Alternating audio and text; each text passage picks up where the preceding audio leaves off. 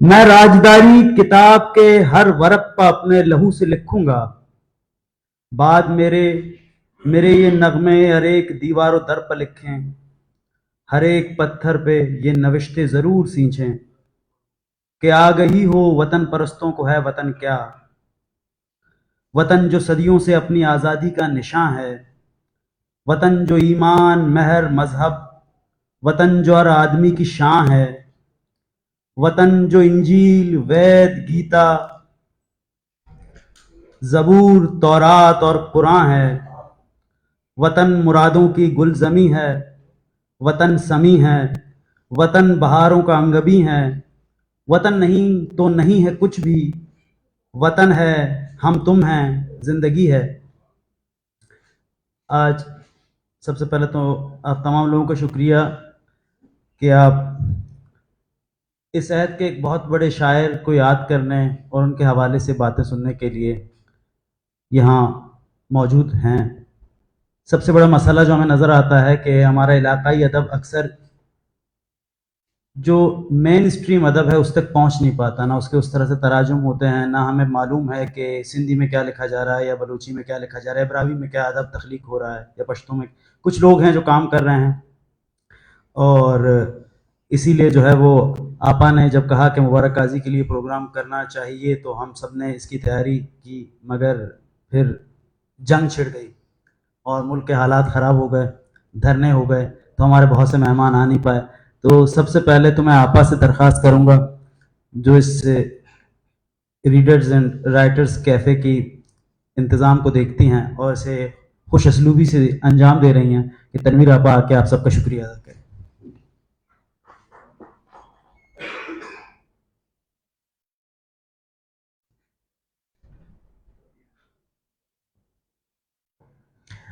شکریہ ثانی مجھے بلانے کا یہاں پر، اور آج کی اس تقریب کا انتظام تو زیادہ تر تم نے کیا ہے، تو بہت اچھا کیا کہ، اور سب لوگوں کا شکریہ جو اس پروگرام میں شریک ہو رہے ہیں، کیونکہ ہمیں بہت ضرورت ہے ان سب کو جاننے کی، ان شاعروں کو جاننے کی جن کی آواز ہم تک نہیں پہنچ پاتی ہے، کیونکہ وہ دوسری زبانوں میں لکھتے ہیں، پاکستان کی دوسری زبانوں میں۔ ہم تک جان فوسے اور میلان کنڈیرا اور یہ تو پہنچ جاتے ہیں، لیکن ہمارے اپنے شاعر جو ہمارے بہت قریب رہتے ہیں وہ ہم تک نہیں پہنچ پاتے ہیں۔ تو میرا خیال ہے اس طرح کے بہت سارے پروگرام ہونے چاہیے۔ ہم نے سندھی ادب پر بھی کیے ہیں، اور ادب پر ہی نہیں بلکہ سوشل جو ہمارے ایشوز ہیں، مسائل ہیں، سماجی مسائل، سیاسی مسائل، اور ان پر بھی بات ہونی چاہیے۔ اور میرے خیال ہے بلوچستان کا تو پاکستان پہ بہت سارے اور لوگوں پہ قرض ہے کہ وہ جو مسائل ہیں ان پر بات کی جائے اور کھل کر بات کی جائے، کیونکہ کھل کر بات کرنے کا نتیجہ کیا ہوتا ہے یہ ہم نے اس وقت دیکھا تھا۔ شاید اس وقت حالات اتنے بہت ہی خراب تھے کہ شبین محمود نے ایک پروگرام کیا تھا اور اس کے بعد اسی وقت اس کا قتل ہو گیا تھا۔ تو یہ ایک مسئلہ ہے، لیکن شاید اب وہ صورتحال اتنی خراب نہیں رہی ہے، اور ہم جو ہے یقیناً آواز اٹھا سکتے ہیں ان مسائل کے بارے میں جو بلوچستان میں ہیں، اور جس کے لیے مبارک قاضی کو ہم یاد کر رہے ہیں یہاں پر۔ مجھے یقین ہے مبارک قاضی کی طرح کے اور بھی بہت سے شعراء ہوں گے، اور ثانی سید اور آپ لوگ جو ہیں وہ ہمیں ان سے قریب لے کر آئیں گے، جس طرح ہم سندھی کے شاعروں سے بھی قریب ہونا چاہتے ہیں، اور اس کے لیے ہم اپنے یہ پروگرام کرتے رہیں گے۔ بہت بہت شکریہ آپ سب لوگ جو آڈینس ہے یہاں پر کہ آپ آئے، اور مجھے یقین ہے کہ بہت سارے لوگ نہیں آ سکے کیونکہ باہر جو ہیں وہ حالات خراب اس لحاظ سے ہیں، ٹریفک کی وجہ سے خراب ہے۔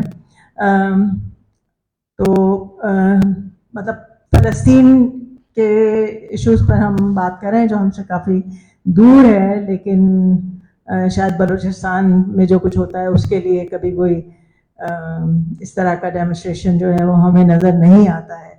انشاءاللہ اس کے وہاں تک بھی ہم پہنچیں گے۔ آج ہم مبارک قاضی کے انتقال پر ان کے لیے ان کی شاعری کو سیلیبریٹ کرنا چاہتے ہیں۔ Thank you.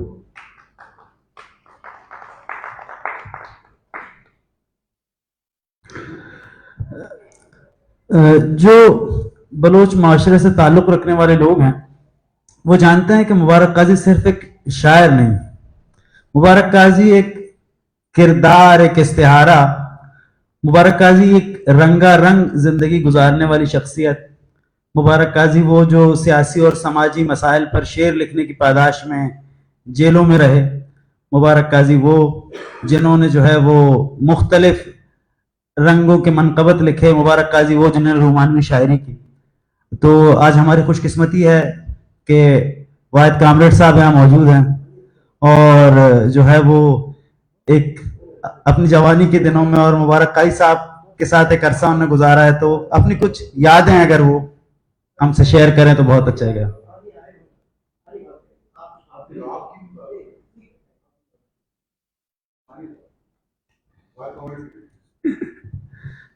آنی بلوچ جو ہے وہ اپنی خود ایک شخصیت رکھتی ہیں, ایک سماجی, ایک سیاسی کارکن کے علاوہ سب سے پہلے تو ایک لکھاری ہیں, جو میرے خیال سے بلوچوں میں شاید ان ابتدائی ہم کہہ سکتے ہیں اس زمانے میں جو لکھنے والے ہیں, جنہیں خاص طور پہ عورتوں کے مسائل پر ایک پوری کتاب زندہ آدیں دی مرر آف لائف کے نام سے لکھی.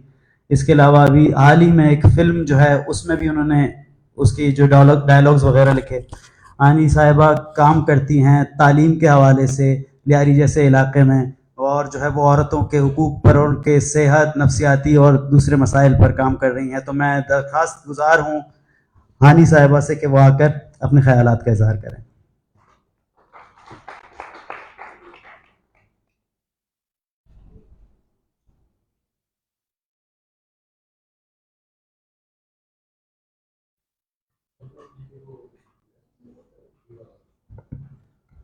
شکریہ.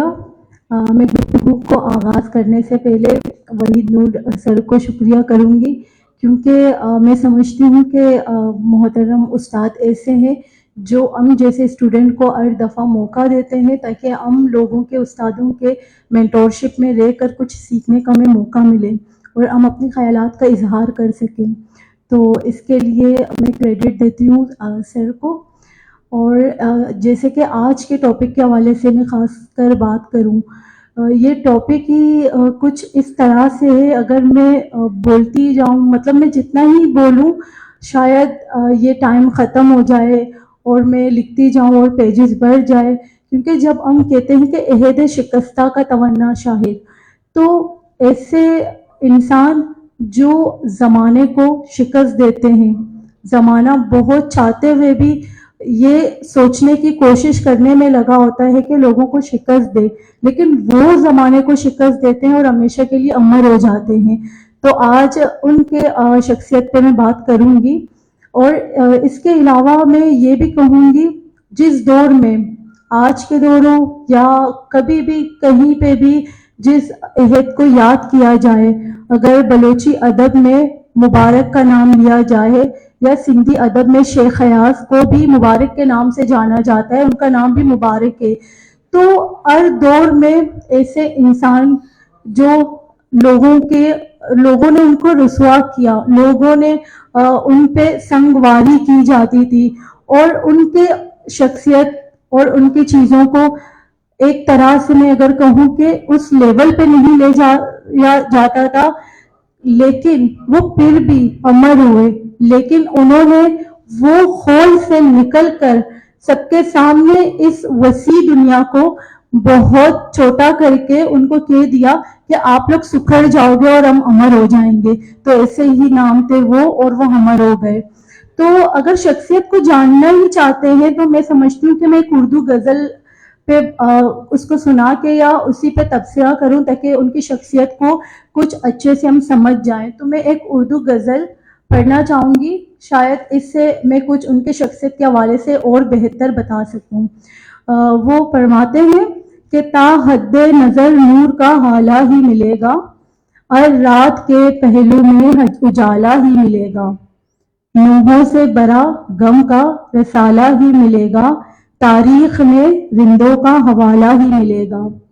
مزدور کو اس دور میں زردار کے آتوں, مزدور کو اس دور میں زردار کے آتوں, محنت کا صلہ خشک نوالا ہی ملے گا. جو منظر صد ہضم و حقیقت کا ہو راہی, وہ جبر کے آگے بھی ہمالا ہی ملے گا۔ جمہور کی تاریخ میں یہ بھی لکھا ہے، سچائی کو ہر دور میں تالا ہی ملے گا۔ یہاں دودھ کی نہریں بھی اگر کھود لی جائیں سکرات کو تو زہر کا پیالہ ہی ملے گا۔ اگر اس غزل سے دیکھا جائے تو اگر وہ ایک طرف اجالے کی بات کرتے ہیں تو وہ ایک طرف اندھیرے کے بھی حوالے سے بات کرتے ہیں۔ اگر وہ اپنی زندگی میں جبر، مشکلات اور انقلاب کی بات کرتے ہیں اور وہ پیغام بھی دیتے ہیں لوگوں کو اس اپنے شاعریوں میں، اپنے غزلوں میں، کہ وہ ہمت کر سکتے ہیں۔ اس طرح سے وہ عزم اور حقیقت کو بیان کرتے ہیں، وہ حقیقت کو بیان کرتے ہیں کہ جس طرح سے سچ کو اگر لوگ لے کر چلے تو سچ بہت جتنا کڑوا ہے اس کو ہم نہیں کہہ سکتے کہ وہ بہت آسانی سے ہم برداشت کر سکیں گے۔ تو میں اسی حوالے سے ہی بات کروں گی کہ اگر ہم کبھی بھی بات کرتے ہیں ہم ایک پہلو کو دیکھتے ہیں، ہم کسی ایک چیز کو دیکھ کر ہم پورے پرسنالٹی کو جج کرتے ہیں، ہم اس حوالے سے بات کرتے ہیں، لیکن اگر ہم انسان کے تمام پہلو کو دیکھ کر مد نظر رہ کر بات کریں تو وہ شخص کے بارے میں بتانا میں سمجھتی ہوں بہت مشکل ہے، کیونکہ مجھے بلوچی ادب میں دو ایسے انسان ملے جو میں کہہ سکتی ہوں کہ مجھے ان کی صحبت میں رہ کر یا ان سے بہت کچھ سیکھنے کا موقع ملا۔ ایک تو میرے استاد صبا اشتیاری ہیں، جو کہ ایسے انسان وہ بچوں کے سامنے بچے بن جاتے، بوڑھوں کے سامنے بوڑھے بن جاتے، جوانوں کے سامنے جوان بن جاتے۔ اسی طرح سے مبارک قاضی، جب وہ فرسٹ ٹائم ہمارے گھر آئے تھے ملنے تو میں سمجھتی تھی کہ شاید ہم جیسے بچے ان کے سامنے بیٹھ جائیں اور ہم بور ہو جائیں گے یا ہم ان سے بات نہیں کر پائیں گے، لیکن ایسا کچھ نہیں ہوا۔ وہ ہمارے سامنے ایسے ہی بچہ بن کے بات کرنے لگے جیسے ہم چاہتے تھے کہ ہم بھی کسی کے ساتھ بیٹھ کے اس طرح سے بات کریں۔ تو مجھے یاد ہے اچھے سے جب میں بچپن سے بہت زیادہ ان کی شاعریوں کو اور سانگ سنتی رہتی تھی، تو کچھ جگہ میں نے یہ سنا تھا کہ وہ کہتے ہیں کہ لیاری یہ گٹر منچو صاحب پیما دوست با، اور کچھ شاعر اس کو کہتے تھے لیاری یہ دمگ منچو صاحب پیما دوست با۔ یعنی کچھ شعروں میں یہ تھا کہ لیاری کے جو گٹر اور نہریں، مطلب جو گٹر اور یہ گندگی ہے وہ مجھے اپنی زندگی سے زیادہ عزیز ہے ان سے۔ اور کچھ شاعر اس کو اس طرح سے پورٹریٹ کرتے تھے کہ ہمیں لیاری کے مطلب علاقوں سے محبت ہے۔ تو پھر میں اس کشمکش اور بہت مطلب پریشان تھی کہ اصل میں یہ لفظ ہے کیا اور وہ کیا فرماتے ہیں۔ تو میں نے ان سے کہا کہ میں آپ سے کچھ پوچھنا چاہتی ہوں، تو وہ مجھے اتنا ہنستے ہوئے خوش ہو کے کہتے ہیں کہ جی پوچھو۔ تو میں ان سے کہتی ہوں کہ آپ نے لیاری کے حوالے سے یہ کیوں کہا ہے کہ لیاری یہ گٹر منچو صاحب پیما دوست با؟ تو اس کا مطلب اگر آپ مجھے ڈیٹیل بتا سکے۔ تو وہ مسکرا کر ہنستے ہوئے مجھے کہتے ہیں کہ آپ یہ تو سمجھ جاؤ کہ اگر میں نے یہ کہا ہے کہ مجھے گٹر سے بہت محبت ہے، زندگی سے عزیز ہے مجھے، تو مجھے انسانوں سے کس قدر محبت ہو سکتی ہے لیاری کے۔ تو پھر میں اس ٹائم تو مجھے اس بات کا کوئی سمجھ نہیں آیا کہ وہ کیا کہنا چاہتے ہیں۔ تو پھر انہوں نے مجھے یہ کہا، دیکھو لیاری میں استاد صبا جیسے لوگ ہیں، لیاری میں کامریڈ واحد بلوچ جیسے لوگ ہیں، تو لیاری میں نوجوان ہیں سرفراز جیسے، جمیل جیسے۔ تو انہوں نے اس طرح سے نام لیا تو مجھے یہ فیل ہوا کہ وہ بتانا چاہ رہے ہیں کہ مطلب لیاری کو غلط رنگ میں لیا جاتا ہے اور وہ لیاری سے اس قدر محبت کرتے ہیں، ان کے شاعری کو ہم غلط رنگ دیتے ہیں اور ہم غلط سمجھتے ہیں۔ تو میں یہ سمجھتی ہوں جب بھی ہم کسی کو سمجھنے کی کوشش کریں صرف ایک پہلو کو دیکھ کر نہ سمجھیں، بلکہ اس کے پورے پرسنالٹی کو، شخصیت کو خود کے کریٹیکل اینالائز کر کے دیکھیں کہ وہ بندہ بتانا کیا چاہ رہا ہے، وہ بولنا کیا چاہ رہا ہے۔ کیونکہ ہم وہ قوم میں سے ہے کہ ہم سنی سنائی باتوں پہ بغیر اوتھینٹسٹی کے ہم چیزوں کو آگے پورٹرے کرتے ہیں، لیکن جب انسان اپنے جذبات کو لکھنا چاہ رہا ہے تو وہ کسی ڈیپ تھنکنگ میں یا کسی چیز پہ لکھنا چاہ رہا ہے جو کہ ہمیں سمجھنے کی ضرورت ہے۔ اور ہم وہ قوم میں سے ہیں جو کہ کوئی انسان جب بھی ہم قدر و قیمت نہیں کرتے، جب انسان ختم ہو جائے، پناہ ہو جائے، تب ہمیں پتہ چلتا ہے کہ ہم انسان کو کس طرح سے ان کی قدر و قیمت کریں، ان کے لیے کس طرح سے ہم سیمینار سجائیں۔ تو وہ ان کی شاعری سے میں لاسٹ میں اپنے گفتگو کا اختتام کروں گی. وہ کہتے ہیں کہ من یک بری کے گار با ہمروز رنگانی تہا رندا کجا دنیا منا ہرزانی یا شواس کند. مطلب اگر انسان ایک باری ختم ہو جائے، امر ہو جائے، پناہ ہو جائے، اب دنیا کہاں سے اس طرح کے انسان کو کھوجنے کی کوشش کرے. تو ہمیں چاہیے کہ ان کے لفظوں سے ہی ہم انسانوں کی قدر کرنا سیکھیں، ہم انسان کو سمجھنے کی. کیونکہ میں اپنے فیلڈ سے کہوں گی انسان برے نہیں ہوتے، اچھا برا تو کوئی نہیں ہوتا. انسان کا کردار، اس کا کیریکٹر، اچھا برا معاشرہ اور باقی فیکٹرز اس کو بنا دیتے ہیں. تو ہمیں ہر پہلو کو سمجھنے کی ضرورت ہے. شکریہ بہت بہت.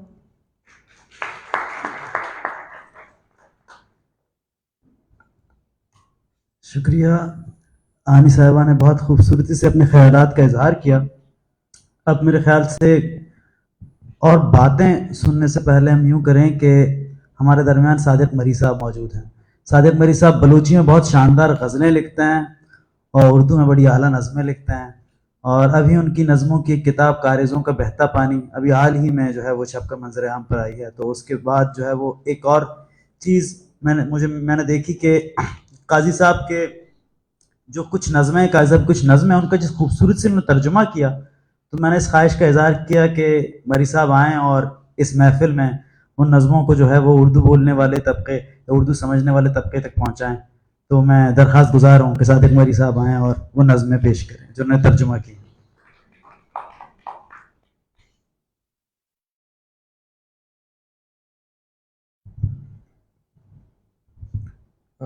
بہت شکریہ ثانی. سب سے پہلے تو میں یہ کہنا چاہوں گا کہ مبارک قاضی ہمارے عہد کا ایک بہت بڑا ادبی واقعہ ہے. ایک ایسا شاعر کہ جس کے لیے کسی ادبی حلقے نے سوگ کا اظہار نہیں کیا، بلکہ اجتماعی طور پہ پورا جو بلوچ سماج ہے اس کا ہر فرد سوگوار ہوا. اور سوگوار بھی اس انداز میں ہوا کہ کہیں ان کے نغمے گائے گئے، کہیں ان کے گیت گائے گئے، کہیں ان کے گیتوں پہ رقص کیا گیا. اور سوگ کا انداز ایسا شاید ہمارے عہد میں ایسی کوئی مثال نہیں ملتی. اور اس کی وجہ بھی شاید یہ ہے قاضی کی مقبولیت کی کہ قاضی کی شاعری میں رومانس ہے، اور شاعری میں قاضی کی مزاحمت ہے. اور یہ امتزاج بلوچستان کی خاک میں بھی ہے. تو اس امتزاج کو عوام کا مزاج بنانے والے قاضی مبارک ہیں. عام طور پہ یہ خیال کیا جاتا ہے کہ ادب عالیہ کے لیے پڑھنے والوں کا ایک مخصوص حلقہ ہوتا ہے، یا قاری کی ذہنی سطح اتنی بلند ہونی چاہیے کہ وہ ادب عالیہ کو پڑھ سکے، تو بہت مخصوص ایک حلقہ رسائی پاتا ہے ادب عالیہ تک. لیکن قاضی ایک ایسے شاعر ہیں کہ جنہوں نے ادب عالیہ کو ایک عام آدمی تک پہنچایا. یہ ان کا کارنامہ ہے. ان کی شاعری کو سمجھنے والے عام مزدور بھی ہیں، ان کی شاعری کو گانے والے، یاد رکھنے والے، ازبر کرنے والے کسان بھی ہیں، ان کی شاعری کو سمجھنے والے ڈرائیور بھی ہیں، کوئی دکاندار بھی ہوگا. قاضی نے اپنے عہد کو بیان کیا ہے، اور اس رومانس کو بیان کیا ہے، اس مزاحمت کو بیان کیا ہے جو کہ بلوچستان کی مٹی سے مخصوص ہے. تو سب سے پہلے تو میں ایک نظم ان کی نظر کرتا ہوں، اپنی ایک نظم ہے، پھر میں کچھ تراجم. یہ نظم بھی اتفاقاً ان کی رحلت کے دوسرے دن میں نے لکھی، اور بعد میں جس طرح سے واقعات ہوئے تو وہ اس نظم میں پہلے بیان ہو گئے. یہ بھی ایک عجیب اتفاق ہے. مبارک قاضی کی موت پہ یہ دل یہ خوشکاب ہے تمنا ملول، لیکن یہ دل یہ خوشخواب ہے تمنا ملول، لیکن تیری جدائی کی رسم کیسے نبھا سکیں گے؟ یہ دل یہ خوشخواب ہے تمنا ملول، لیکن تیری جدائی کی رسم کیسے نبھا سکیں گے؟ نہ موسم گل کے رنگ کوئی چرا کے لائیں، نہ ابر برسا کے اشک آنکھوں سے ہم بہائیں، نہ پھول کوئی جسے سجائیں، نہ موسم گل کے رنگ کوئی چرا کے لائیں، نہ ابر برسا کے اشک آنکھوں سے ہم بہائیں، نہ پھول کوئی جسے سجائیں۔ اے خاک زادے گھٹن بہت ہے، یہ جبر آلود ہیں فضائیں، اے خارزاروں کے نوحگر کیوں نہ گیت گائیں، جو لفظ تیرے ہیں ہجر میں مل کے گنگنائیں، سکوت امروز بے نوا میں وہ رقص ترتیب دیں کہ محشر کی جاگ اٹھیں نئی صدائیں، تجھے کہیں الوداع تو ایک پل کو مسکرائیں، یہ دل یہ خوشخواب ہے تمنا ملول لیکن۔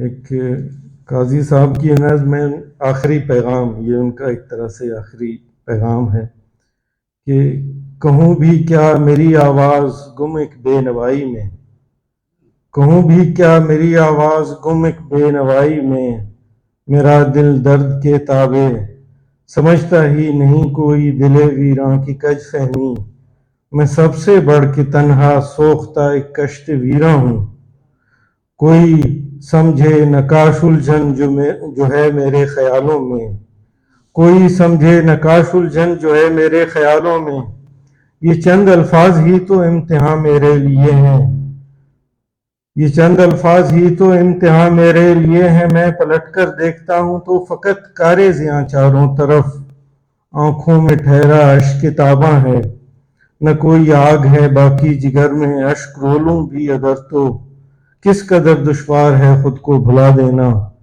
یقین رکھو میری یہ داستاں ایک بے نوائی ہے، تمہیں اپنی پناہ میں دیر تک رکھے خدا، آمین۔ میں ایک اور قاضی صاحب کی نظم کا ترجمہ ہے، میرے عہد کا غم۔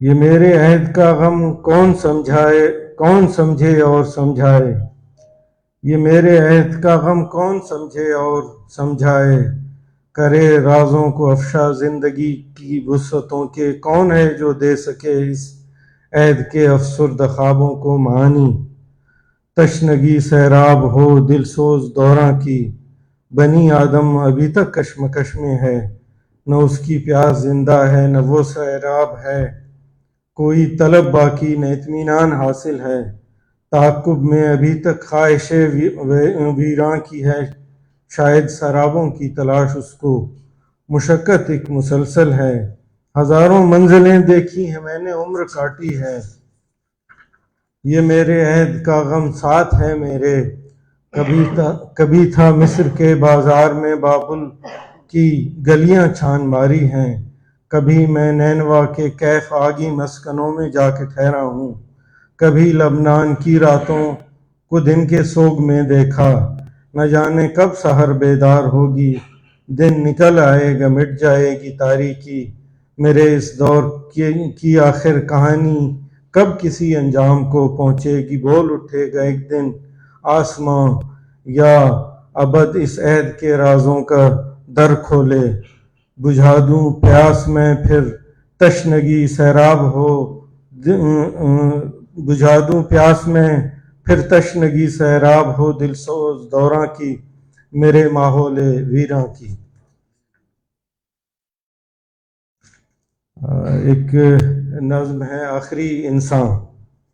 آخری انسان سوختہ بستی کے، تجھے کس امید نے بخشی زندگی راہوں میں تیری آنکھیں منتظر کس کی، راز بھی کیا ہے اس اقامت کا، جا چکے بستی کے سبھی باسی، منزل بے نام و نشاں تک ہے کیوں سفر ان کا، ساز جو تھے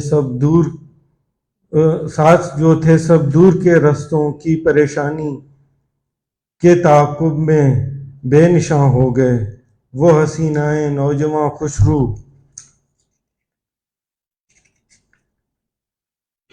کیا سجیلے تھے پیڑ پنچھی سب راہ چوپائے وقت کے ایک طوفان کی زد میں.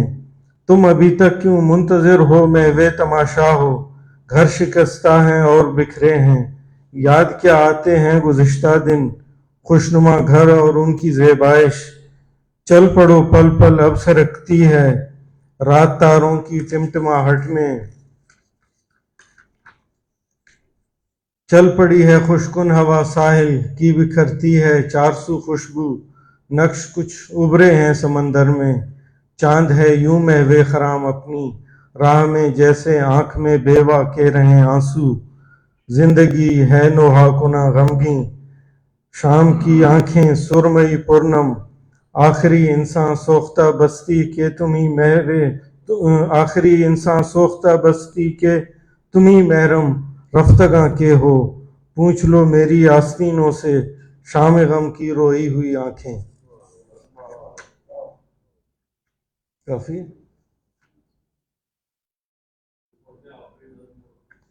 جی. جو تجھ کو دیکھا یہ نظم ہے. جو تجھ کو دیکھا ہے میری ویران زندگی کی بہار نا آشنا نگاہوں نے تو مسرت کا ایسا عالم ہوا کہ جیسے کسی پرندے کا گھونسلہ گم شدہ ملا ہو یا جیسے کیا کا ہو ملن خوبرو صدوں سے مجھے نہ آزار دو خفا ہو. یہ زندگی نام ہے تمہاری خمار آنکھوں کی ایک ادا کا. یہ ایک مدہوش یوں میں لپٹا ہوا عذاب عظیم تر ہے.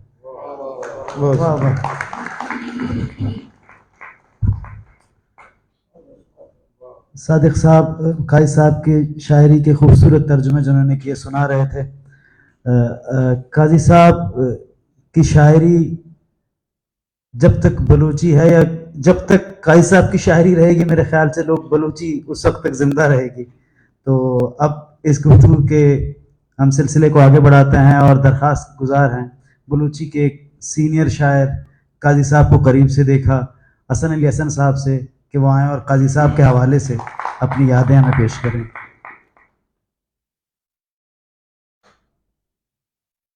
شکریہ ثانی صاحب. رائٹرز اینڈ ریڈرز کیفے کے اس کوشش اور کاوش کو سراہتے ہیں اور قابل ستائش ہے کہ ہمارے یہاں اردو کے علاوہ جو سندھی ادب ہے بلوچی ادب ہے پنجابی ہے اور زبانیں ہیں ظاہر ہے ان کو ایک طرح سے نزدیک لانے کے لیے ضروری ہے کہ اس طرح کے محافل ہوں اس طرح کے تقریبات ہوں تاکہ ہم قریب سے قریب تر آئیں اور ایک دوسرے کو پہچانیں جانیں. کیونکہ جس طرح سندھی کے پاس ایک ادب کا ایک خزانہ موجود ہے اسی طرح بلوچی اور دیگر زبانوں میں بھی ہے. تو مطلب ہماری یہ امیدیں ہیں کہ آگے جا کر بھی اس طرح کے محافل اور تقریبات ہوتے رہیں گے. ہمارے قاضی کا تعلق جہاں وہ تعلق رکھتے تھے پسنی سے مکان کا علاقہ ہے اور پسنی ایک ایسا علاقہ ہے کہ وہاں پر جب ہم موسیقی کو دیکھتے ہیں جب ہم وہاں کی گلوکاری جو گلوکار ہیں وہاں کے سنگیت کار ہیں سینڈ آرٹ کے حوالے سے ہے شاعری کے حوالے سے ہے تو قدرت نے پتہ نہیں اس تخلیق کی مٹی میں کس طرح کا ایسا ایک وہ رکھا ہے ایسی قدرت رکھی ہے کہ وہاں سے جو ابھرتا ہے وہ نام کماتا ہے اور آگے آتا ہے اور ایک تاریخ رقم کر دیتا ہے. وہیں سے نکلے ہیں محترم قاضی صاحب وہ کراچی آئے. کراچی میں انہوں نے تعلیم حاصل کی اور کراچی میں ہی تعلیم حاصل کرتے ہیں اس وقت اس زمانے میں انہوں نے جو کراچی کے لیے وہ نظم جو گیت انہوں نے لکھی کہ سرجنے پرچہ دل تراچی ہیں یہ کراچی ہیں جس طرح انہوں نے کراچی کا تعین کیا اور یہاں کے حالات اور پھر موازنہ انہوں نے جس طرح کیا گلشن اقبال نازم آباد اور پھر لیاری اور اس طرح کا وہ آج بھی خیر جاری ہے. لیکن وہ اس قدر مشہور ہوا کہ قاضی صاحب نے بہت पहले मतलब अपने वक्त से पहले अपने स्टूडेंट्स लाइफ में ही इतना नाम कमाया। जब उनकी किताब ज़रनविश्त मार्केट में आई तो वो हाथों हाथ बिक गए। उसके अलावा फिर उसके बहुत सारी किताबें हैं। जमील इमाम साहब बैठे हुए, इन्होंने भी वो कुदूं और अक्तम और शक्लें जौरानी बरवर्द और बहुत सारी किताबें हैं। तो मोबाइल काजी की जो हमाजत शख्सियत है और उनकी जो शायरी है, फन है, उस हवाले से उसके जो मुख्तलिफ पहलू हैं उनका तयन करना या उनको तस्खीर करना बहुत मुश्किल है इस करील अरसे में, क्योंकि मुबारक काजी एक अहद का नाम है। और मुबारक काजी कहते हैं कि मैं काजी मनवती आहद दरामद बारी मनी भारी कुजान, मतलब काजी कहते हैं कि मैं अपने अहद का अजनबी इंसान हूँ, न जाने मेरा जमाना कब आएगा। तो ये जो अपने अहद का अजनबी होना जो है, ये भी बड़ी एजाज की बात है। ये हर किसी की उसमें नहीं है। यही वो मकाम है जहां पर एक शख्स अपने अहद में मुनफरिद हो जाता है, जब उसकी सोच इतनी बढ़ जाती है, जब उसमें इतनी शऊर आ जाती है कि वो लोगों की ज़बान बन जाता है, तो जाहिर है वो अपने अहद का अजनबी बन जाता है। तो काजी अपने अहद का अजनबी रहा है। मुझे आज मेरे लिए एजाज की बात है कि मैं काजी साहब के लिए कुछ कह रहा हूँ। 1996 में जब पहली बार उनको मैंने देखा था क्वेटा में, वहाँ के टीवी प्रोग्राम में हम गए थे, तो वहाँ पर बहुत बड़े बड़े हमारे जो शोरे कराम है, मुराद साहब थे, अताशाद साहब थे, मुल्ला जियार साहब थे, बड़े बड़े नाम थे। उस वक्त उन्होंने स्टेज पर बैठकर जो अपनी एक शायरी सुनाई कि एक नज्म उन्होंने कहा था, दिलकशीन चिंचुत ही शार अबेद के मौसम, तो वो आज भी उतना ही पॉपुलर है। लोग उसको, मुबारक काजी की यही खासियत है, उनकी शायरी की यही खासियत है कि लोग उनकी शायरी को जो है मतलब पहली बार सुनते हैं, उनकी शायरी दिल में उतर जाती है, लोगों को दिल से उनकी शायरी याद है। तो ये एक शायर की कामयाबी, इससे बढ़कर और क्या हो सकती। तो काजी का एक किताब में उसके हवाले से उन्होंने अपने शायरी के हवाले से या अपने हवाले से जो कहा था वो ये था कि मेरी शायरी का लफ्ज और फिक्र जो है वो अवाम और सरजमीन के लिए है। तो उसकी कामयाबी का राज यही है कि उन्होंने जो कुछ लिखा वो लोगों के लिए लिखा, जो कुछ लिखा अपने सरजमीन के लिए लिखा। तो आज जब उसकी पजीराई को हम देखते हैं, वाकई जब सर कह रहे थे मेरी साहब कि जितनी पजीराई काजी को मिली है और किसी को, हमारे शायर को इतनी पजीराई मतलब हमने देखी नहीं है कभी। इस मर्द कलंदर को हम तो किस्सों कहानियों में इस तरह के किरदार सुनते थे। हम, ये तो हमारी खुशकिस्मती है कि हमने काजी को बनफ्स नफीस सामने उनको देखा, उनको पाया और उनकी शख्सियत में ये सारी चीजें देखी। उनकी शख्सियत में कभी मुनाफिकत नहीं थी, वो जो कुछ सोचते थे जो वही बोलते थे और वही करते थे। मतलब उनमें कोई इस तरह की कोई बात नहीं थी कि वो कोई ढकी छुपी अल्फाज में। तो उनकी जो जिंदगी है, उनकी जो शख्सियत है, वो जद्दोजहद से ही इबारत है। उन्होंने जेलें काटी हैं, उन्होंने सियासत की है, उनके घर में जो है बम फेंके गए, उनके बेटे को शहीद किया गया। तो लिखना इतना आसान नहीं है, तो क्यों ना वो अपने अहद ना बने। तो मतलब हमारी वो क्या कहते हैं, उम्मीदें हैं कि इसके अलावा जो जिस तरह की ये महफिल है, लेकिन जरूरी है इस बात का, जिस तरह हमारे दोस्त ने तर्जुमे किए हैं, तो बलोची के बहुत सारे ऐसे शोरा हैं कि उन्होंने वाकई इस समाज को, यहाँ के लोगों को शऊर देने के लिए जो कुछ लिखा है, उनकी जो बुलंद एक फिक्र है, उसको जरूरी है कि हम तर्जुमा करें उर्दू में, क्योंकि जब तक हम उर्दू में तर्जुमा नहीं करेंगे हम पहचाने नहीं जा सकते। तो इस तरह की एक अगर कोशिश हो हमारे इदारों की तरफ से, ये बहुत बड़ा इदारा है کہ ہمارے اردو کے ہیں، بلوچی کے ہیں، سندھی کے ہیں اور دیگر زبانوں کے ہیں، اگر ان کے تراجم کیے جائیں اور اس طرح کے تقریب کیے جائیں، میرا خیال ہے یہ بہت اچھا ہی ہوگا. تھینک یو سو مچ.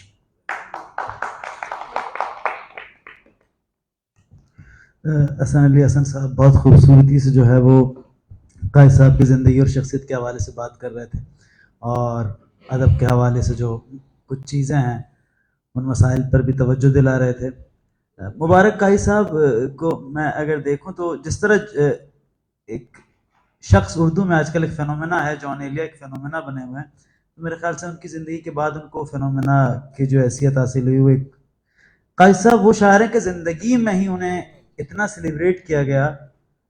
اور ایک مشترک جو چیز نظر آتی ہے، جون صاحب نے کہیں لکھا تھا کہ دکھ کا اظہار کرتے ہوئے کہ بابا میں کوئی بڑا نہیں ہو پایا.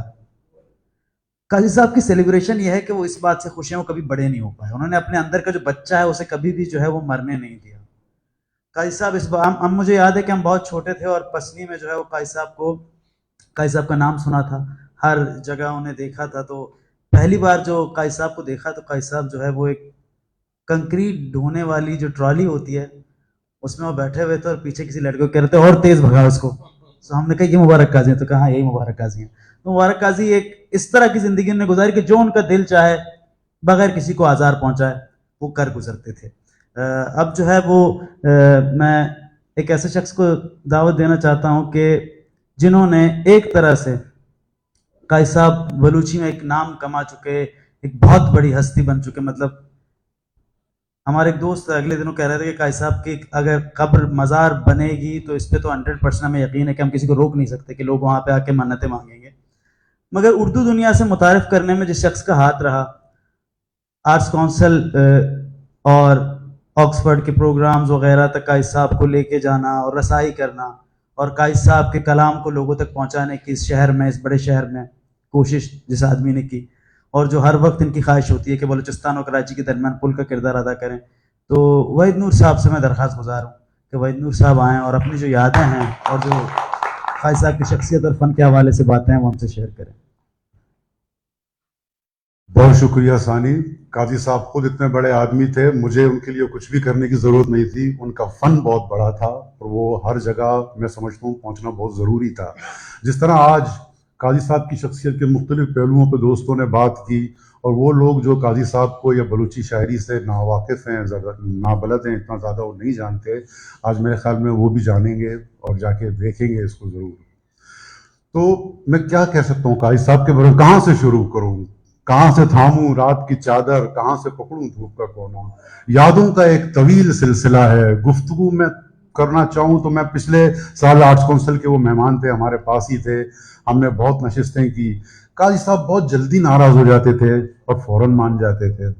پتہ نہیں امان اللہ قاضی ان کے والد صاحب کے اجداد نے کون سے ہیرے موتی دان کیے تھے کہ ان کے خاندان میں یہ گوہر نایاب پیدا ہوا.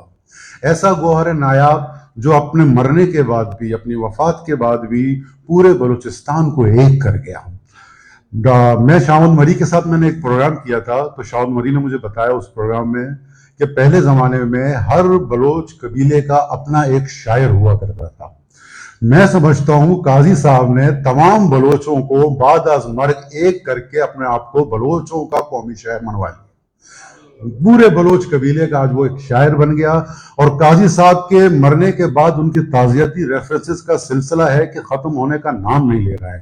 آج مہینہ بھر، 2 دن کے بعد قاضی صاحب کی وفات کو 1 مہینہ ہو جائے گا، لیکن آج بھی 5 پروگرام قاضی صاحب کے لیے ہو رہے ہیں. ہمارے پروگرام بشمول ہمارے پروگرام ہب میں ایک پروگرام ہو رہا ہے، فقیر کالونی میں شاید کوئی پروگرام ہو رہا ہے، اور یہ سلسلہ چلتا جا رہا ہے. مجھے سمجھ نہیں آ رہا کہ یہ سلسلہ کہاں جا کے رکے گا. قاضی صاحب کا ایک ایسا فینومینا تھا. وہ ایک بہت بڑے شاعر تھے.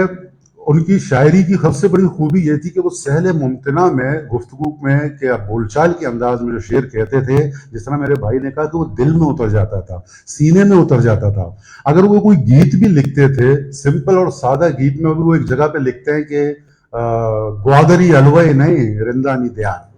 अब इस एक लाइन पे मैं कहता हूं कि पूरी किताब लिखी जा सकती है। ग्वादरी अलवई नहीं रिंदानी दियार, ये बलोच की नफ्सियात, उनकी साइकी बता रहा है आपको कि आप बलोच के साथ जो करने जा रहे हो, आप समझ लो कि वो कोई मीठा हलवा नहीं है, कोई मेवा नहीं है कि आप उसको चबा के निकल जाओगे। ये रिंदों का दियार है, ये बलूचिस्तान है। यहाँ पे आपको बहुत कुछ सहना पड़ेगा और जवाबन भी मिलेगा। तो काजी साहब ऐसे आदमी थे, शायर आते हैं चले जाते हैं, लेकिन काजी साहब का शुमार उन शायरों में होता है जो कहते हैं ना एक सितारा होता है, वो लकीर छोड़ जाता है। काजी साहब ने एक लकीर छोड़ दी है अपने नाम की। लोग उनके बारे में लिखते रहे हैं, लोग उनके बारे में लिखते रहेंगे, एक जमाना आएगा उनके बारे में लिखेगा। और मैं समझता हूं काजी साहब की शख्सियत के बारे में तो हम सब बहुत बातें करते हैं और करते आ रहे हैं। अब काजी साहब की फिक्र को, उनके कलाम को, उनके जो फन है उस पर बाकायदा मैं समझता हूं कि संजीदगी के साथ, चाहे वो बलूचिस्तान के इदारे हों या दीगर इदारे हों, उन्हें उस पर काम करना चाहिए। इस शख्स ने बलोच की कौमी सोच की, हमारी इज्तिमाई शऊर की काजी साहब एक आवाज है, और वो भी मुतरन्नम आवाज। बलोच की इज्तिमाई शऊर की मुतरन्नम आवाज, ये आवाज हमारे कानों में उस वक्त तक रस बोलती रहेगी जब तक बलूचिस्तान के हालात ठीक नहीं होते, जब तक कि जुल्म और ज्यादती और नाइंसाफी और गासिब का दौर खत्म नहीं होगा। काजी साहब को कोई नहीं भूल सकता। ये नहीं कि काजी साहब ने सिर्फ मज़ाहमती शायरी की। काजी साहब जब रोमानवी शेर कहते थे तो लोग हैरान रह जाते थे। हर गुलकार ये चाहता था कि उसका एल्बम आ रहा है तो उसमें एक गाना काजी साहब का जरूर हो। काजी साहब का नाम उस एल्बम की कामयाबी की जमानत हुआ करता था। काजी साहब ने जिंदगी में भी बहुत इज्जत कमाई। काजी साहब ने वफात के बाद तो पता नहीं उनकी पर लग गए, शाहीनों को ज्यादा बड़े पर लग गए उनको, और वो पता नहीं कौन से जहान में लोगों ने उनको पहुंचाया हुआ है। बेशक वो डिजर्व भी करते हैं। मैं काजी साहब को जब भी याद करता हूं तो मुझे वो सब चीजें या बातें याद आ जाती हैं, उनके गिले, उनके शिकवे। वो दोस्तों के साथ लड़ाई भी करते थे, दुश्मनों के साथ बहुत अच्छे रहते थे। शायद उन्हें अंदाजा था कि जो उनके दोस्त है वो दोस्त नहीं है, जो दुश्मन है वो हकीकी दुश्मन नहीं है। वो उनकी इस्लाह करते थे। तो काजी साहब के साथ जुड़े हुए बहुत वाकयात, बहुत सारे किस्से हैं। मैं जो है आपको एक बात बताऊं, जैसे मेरी उस दिन भी मैंने जिक्र किया था, आर्ट्स काउंसिल का प्रोग्राम था। काजी साहब आए हॉल में, जब उन्होंने दाखिल हुए तो पूरा हॉल उनके इस्तकबाल के लिए खड़ा हो गया। जब तक वो अपनी नशिस्त पे जाके नहीं बैठे, लोगों की सेल्फियां चलती रही, लोग तस्वीरें बनवाते रहे, उनसे गुफ्तगू करते रहे। प्रोग्राम खत्म हुआ तो गेट तक उनके साथ चलते रहे। हमारे दोस्त सरफराज ने उनको अपनी बाइक पे बिठाया और उनको लियारी छोड़ने जब जा रहे थे तो सरफराज कहता है, मैंने पूछा काजी साहब इतने सारे अजीब दानिश्वर और सारे बड़े बड़े बलूची के यहाँ पे मौजूद थे, क्या बात है? लोगों का आपके लिए जो मोहब्बत है, लोगों की जो आपके लिए कुर्बत है, वो और किसी के लिए नजर नहीं आती। तो काजी साहब ने कहा, मेरे लोग अच्छी तरह जानते हैं, काजी ने सिर्फ कागज स्याह नहीं किया। बहुत शुक्रिया।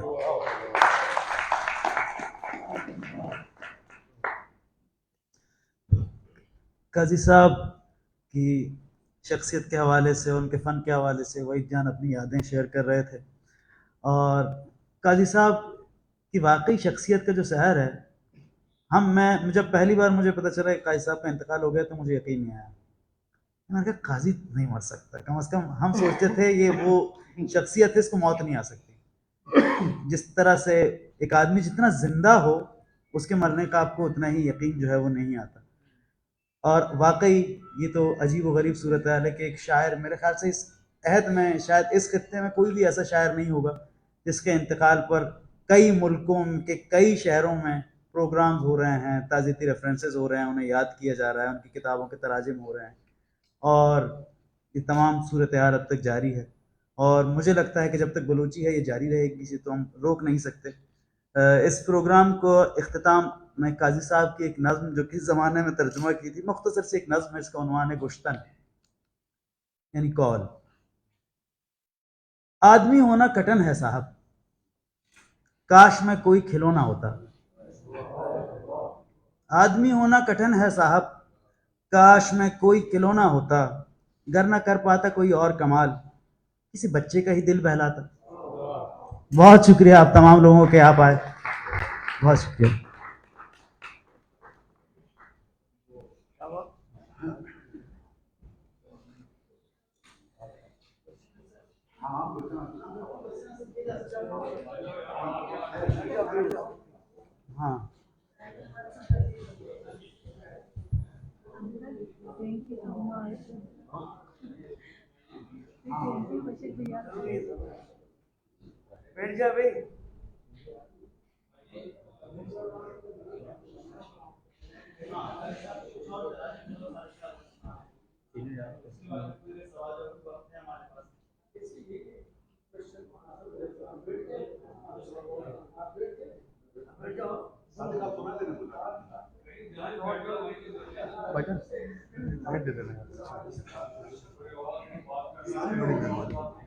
मैं काजी साहब का एक शेर पढ़ता हूँ, आप इसका तर्जुमा बताइए लोगों को। अच मना बाजी नबुर तक तोगु जिंदे गुआजिया। शेर सुनिएगा अनवर साहिब। अच मना बाजी नबुर तक तोगु जिंदे गुआजिया, तो अगां वाजा हुदाए मन मुबारक काजिया। भरम देखिए, मुबारक काजी साहब जो है वो टक्कर लेने के लिए हमेशा कोई बड़ी हस्ती देखते थे, तो वो कम से कम जो है खुदा से टक्कर ले लिया करते थे। तो ये जो उनका शेर है इसका ये है कि ये मैंने बल्कि मेरे ख्याल से जब काजी साहब के वो मैंने देखा था आपने तर्जुमा हाँ, किया, इसीलिए मैंने आपसे कहा जरा सुनाइएगा इसे।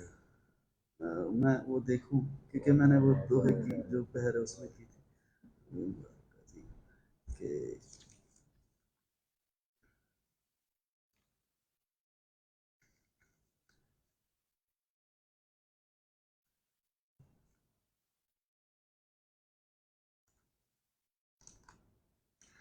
खैर इसका वो तो मुझे नहीं मिल रहा, मगर इसका लफ्जी तर्जुमा जो है वो यूं है कि इस जिंदगी के खेल में तुम भी कम मुझसे कोई बाजी जीत सके हो। इस जिंदगी के खेल में तुम भी कम मुझसे कोई बाजी जीत सके हो। अगर तुम खुदाए ताला हो तो हम भी मुबारक काजी हैं।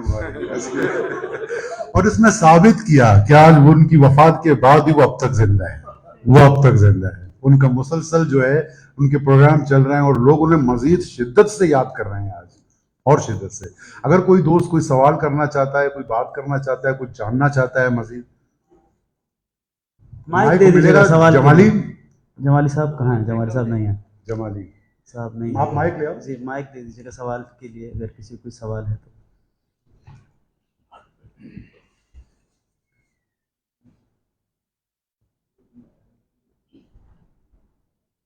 हाँ, वो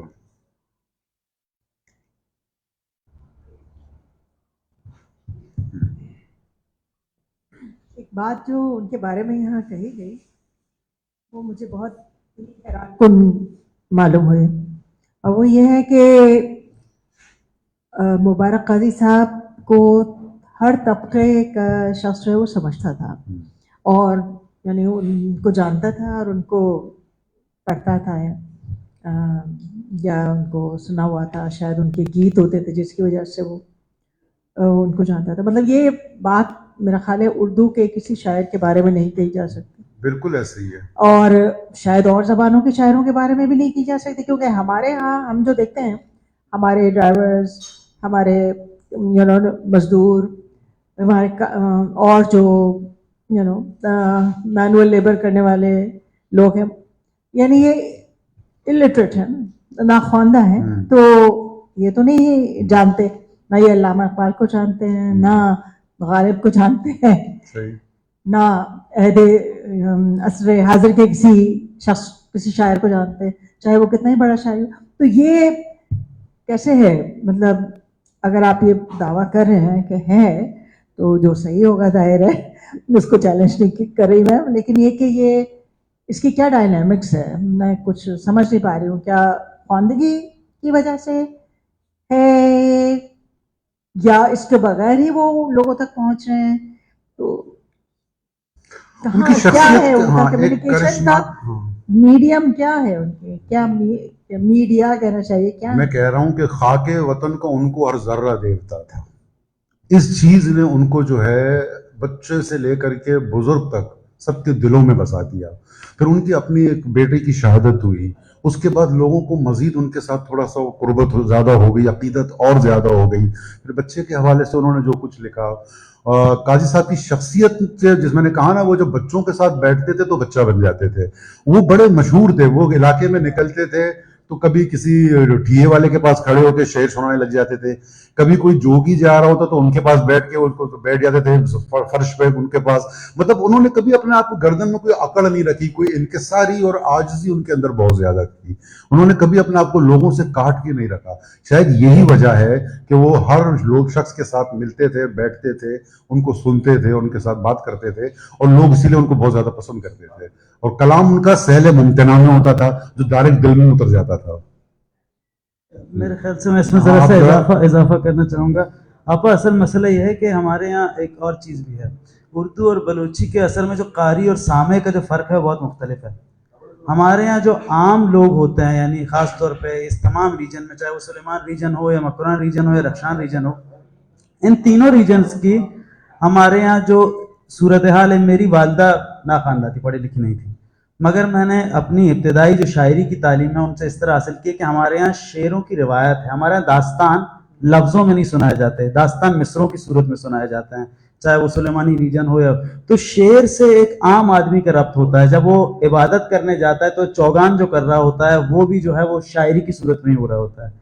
تو ایک شعر کے ساتھ وہاں کا ناخواندہ آدمی بھی جڑا ہوا ہوتا ہے, اس کی ایک روایت کا ایک تسلسل ہوتا ہے. دوسرا, ہمارے پاس شعر کے پہنچانے کا ایک سب سے بڑا ذریعہ جو ہے وہ سنگر رہے ہیں. آج کل اردو میں ہم دیکھتے ہیں کہ جتنی مشکل کوئی غزل سنگر گائے گا تو ایک خاص حلقے تک محدود رہے گا. یعنی تازہ ہوا بہار کی دل کا ملال لے گئی, اس کے مقابلے میں جو ہے وہ جو ہے رفتہ رفتہ وہ میری ہستی کا ساما ہوگا زیادہ مشہور ہے. مگر بلوچی میں یہ سلسلہ رہا ہے کہ جب کسی سنگر نے کمزور شاعری جو ہے وہ گانے کی کوشش کی, اس کے بعد وہ سنگر فلاپ ہو گیا. یعنی وہ جو سامع ہے اس کو چونکہ عادت لگی ہوئی ہے بچپن سے ایک شعر کی, وہ ہمارے ہاں جو شاعری کی کچھ ایسی اصناف ہے, جس طرح ہمارے خطے میں ڈائیکو جو ہے وہ منسوب ہے چرواؤں سے. یعنی جو چروائے ہوتے ہیں وہ جو ڈائیکو گاتے ہیں وہ ایک خاص موسیقی صنف ہے, اس میں ان کے مصرے ہوتے ہیں, وہ اپنے جو ہے وہ دنوں پر گاتے ہیں, وہ صرف اور صرف منسوب ہے چرواؤں سے. اس کے بعد جو ہے وہ شاعر جو ڈائیکو کہتے ہیں وہ زیادہ تر چروائے ہوتے ہیں جو اس کام کو کرتے ہیں. زہیرونک ہمارے ہاں مکران ریجن میں اور خاص طور پہ ایران ریجن میں, سلیمان ریجن کا مجھے نہیں پتا, زہیرونک اکثر ان خواتین نے لکھے ہیں جنہیں ہم باقاعدہ شاعرات نہیں کہہ سکتے. اب زہیرونک یہ ہوتا ہے کہ آپ کا کوئی اپنا جو ہے وہ گیا ہوا ہے. ہمارے یہاں سے بہت سے لوگ جو ہے وہ نکلتے تھے, چونکہ مچوارے ہوتے تھے, مچھیرے یہاں پر, یا جو ہے وہ لوگ جو اونٹوں پر سفر کرتے تھے, اور تو اس میں یہ ہوتا تھا کہ وہ جو خاتون اپنے محبوب کو یاد کر کے جو مصرے گنگرانی, ان کے لیے باقاعدہ ایک صنف ہے, ہم زہیرونک کہتے ہیں. تو ایک دن احسان, ہمارا دوست ہے احسان اصغر, اس نے مجھ سے کہا, انہوں نے منی مومن کی شاعری کا ترجمہ بھی اردو میں کیا, وہ کہہ رہا تھا یار بہت اچھا ہوا تم لوگوں نے ترقی نہیں, کیونکہ وہ جو ایک جو تہذیب کے ساتھ جڑت رہی وہ اس کی وجہ یہی تھی کہ وہ ترقی نہ ہو پائی. ورنہ اب ہم دیکھ رہے ہیں کہ جو نئی ہماری بھی جو جنریشن زی آ رہی ہے وہ بھی آج کل بہت ٹک ٹاکس اور یہ وہ کر رہی ہے, مگر جو ہم تک جو نسل تھی اس میں یہ ہے کہ ہم شعر سے واقف رہے. یعنی اگر کوئی ہم سے کہے کیا کون ہے تو ہم جانتے ہیں, سدو کون ہے ہم جانتے ہیں, بالاچ کون ہے ہم جانتے ہیں. اگر کوئی بھی ایک شخص ہمیں پوچھے گا کہ بھائی جو ہے وہ اس حد تک ہے اس شعر کی روایت داستان کی کہ دادشاہ شاہ ایران کے زمانے میں ایک شخص تھا جو ایران میں جو ہے وہ لڑ رہا تھا, دادشاہ ایک بلوچ. اب ان کے جو ہے وہ ان کی شہادت کے بعد اس پر بھی ایک پوری مثنوی کے انداز میں ایک چیز لکھ دی گئی جو پوری داستان کو یاد کرتی ہے, اور اسے سینہ بسینہ, کیونکہ لکھنے کا کوئی رواج نہیں تھا, یاد کرتے تھے لوگ, محفلوں میں بیٹھتے تھے. اب انٹرنیٹ آ گیا ہے ہماری طرف بھی, اب دیکھتے ہیں اگلے 10 سالوں میں کیا ہو, مگر ابھی تک ہے یہ صورتحال. اور قاضی صاحب کی جڑت کی ایک وجہ سب سے بڑی یہی تھی, قاضی صاحب اس روایت سے جڑے ہوئے. شاید میں ایک چیز اور ایڈ کر دوں, ہماری جو بلوچی زبان ہے اس کی جو رائٹنگ ہے یہ بہت زیادہ پرانی نہیں ہے. 100 سال سے پہلے آپ کو شاید بہت باقاعدہ نہیں ملے گی, ایک آدھ مثال, ایک آدھ مصرع شعر آپ کو مل جائے گا. بلوچی ریٹن میں 100 سال سے زیادہ اس کی عمر نہیں ہوگی. ہمارے پاس سینہ بسینہ جو کلام ہے وہ ہماری ماؤں کو, بہنوں کو, دادیوں کو, نانیوں کو بالکل ازور ہے, جو کہ سینہ بسینہ چل رہا ہے. تو قاضی صاحب نے وہی مزاج اپنایا, اسی کلام کا مزاج اپنایا, اور قاضی صاحب کا کلام بھی سینہ بسینہ لوگوں میں مقبول ہوتا جا رہا ہے. میرا خیال ہے کہ مجھے یہ تسلیم کرنے میں کوئی عار نہیں ہے کہ میں نے آج پہلی بار قاضی مبارک کے بارے میں سنا, ان کی شاعری کے تراجم سنے, اور مجھے حیرت ہوئی کہ پورے پاکستان کے لوگ ایسی شاعری سے واقف کیوں نہیں تھے. ظاہر ہے مسائل تو بہت سے ہیں، ہر جگہ ہے، تو اس وجہ سے مجھے اچھا لگا کہ میں آج کی اس محفل میں شریک ہوں.